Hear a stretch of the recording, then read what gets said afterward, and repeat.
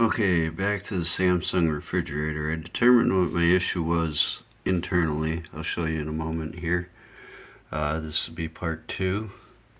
I did clean all the dust and dirt out from inside of this panel. There's just 3 screws. 1, 2, 3. They're Phillips head. Made sure no dirt was behind there. You don't really need to just take that apart. But then on the inside,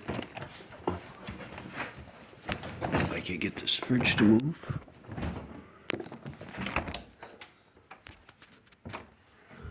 Once you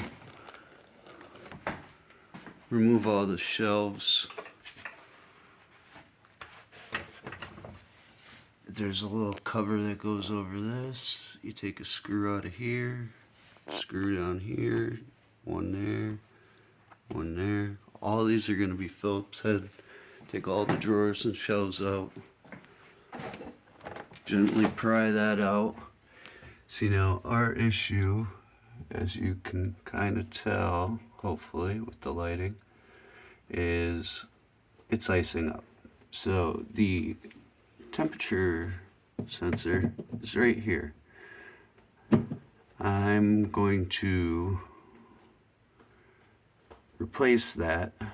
I have one ordered now, so this needs to defrost anyway. I don't know how long that'll take to get here.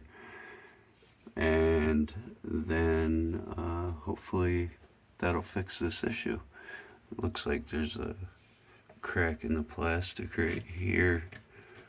I'll have to do something about that so that doesn't make any further damage.